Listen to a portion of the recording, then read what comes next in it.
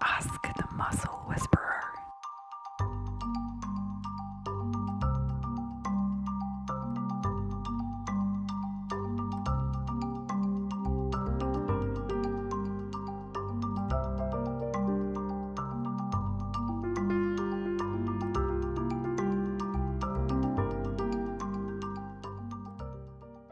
I have been running my practice for over 15 years now, and I originally set my practice up in London, so quite a different place for marketing. And now I have my training academy and also my practice here in Nottingham in the East Midlands.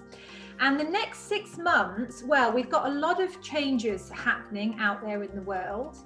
And so I put a few ideas together for you, really putting it into context of what the next 6 months might look like for us.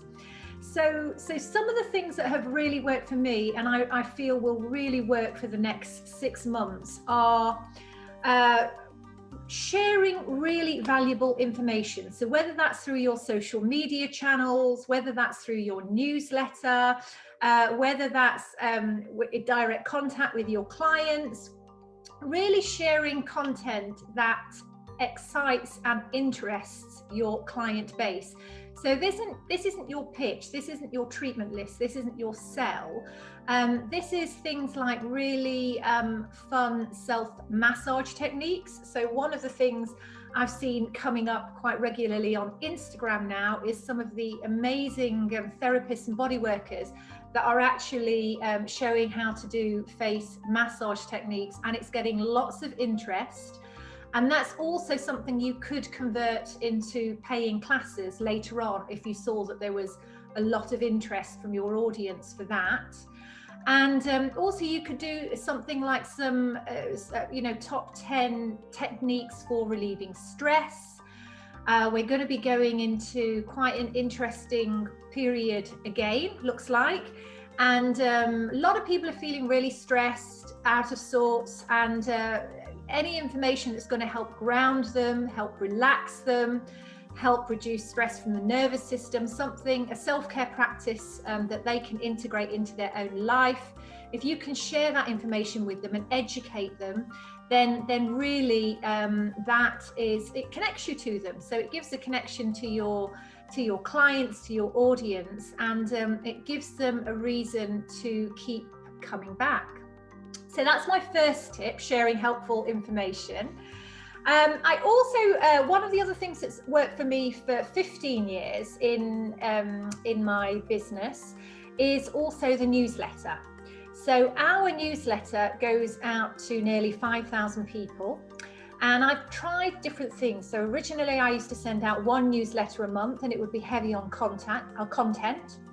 And now I've changed it. We actually send out 2 newsletters a week. So we're sending out 8 newsletters in a month. And that actually gets much better traction. It's less content, but the content is more sharp and more punchy.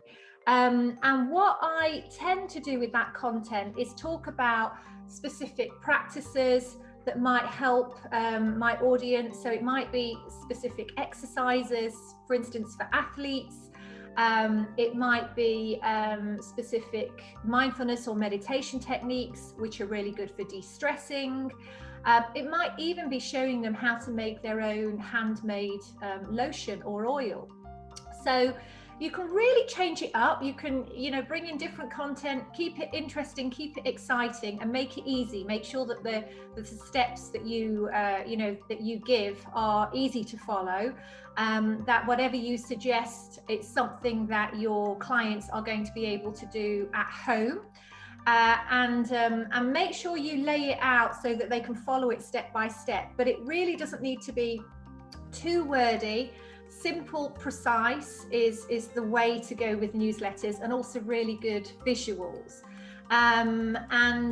Keeping in regular contact. Like I said, I went from 1 newsletter a month to now 2 shorter newsletters every week, and definitely that is proving to be much more successful. And then also I wanted to talk about building your own personal brand. So what does that mean, to build your own personal brand? Well, in my eyes, how it has helped me is establishing myself as an expert in a certain area. So I'm an Ayurvedic practitioner. My specialism is Ayurvedic bodywork and mindfulness techniques. It's the integration of the two. And so I've really created a narrative and almost storyboarding around this particular expertise, so that I can share my knowledge in a way that is supportive to my client base, but also it's a professional story. So all of the content helps to show powerful and long-lasting tools, techniques, information. I'm educating through that. But what my aim is to do is not to collect more contacts. It's really to connect. So by building your personal brand, you get a more personal connection with your client base. So you've got to look at the two different sides of the coin. Some marketing strategies are to collect more emails, to collect new clients, and then some of the marketing strategies are really to connect and remind your clients that you are here, you are armed with your healing hands, and remind them of your practice and also all the really amazing things that you do. So they're really my top three: sharing helpful information, creating great content, and then also brand authority, developing your brand authority. And then finally, I think it's always important. We always need to keep growing our databases. So over the years, I've tried different things,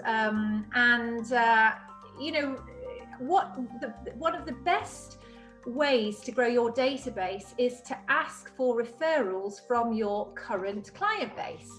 So you can do that by actually talking to your clients and saying to them, would they mind giving 3 referrals? If they're able to give 3 referrals, you could offer an exclusive incentive for that exchange. But by collecting the information and the email addresses, it allows you to stay in touch with and grow your client base. So stay in touch with the clients that you already have and also grow your client base. Obviously, the more people you're reaching out to, the more people who get to hear about all the amazing treatments and techniques that you offer, the more people that get to hear about how you can help them, the better it is for you and your business. We always have to be looking at ways to actually grow our client base.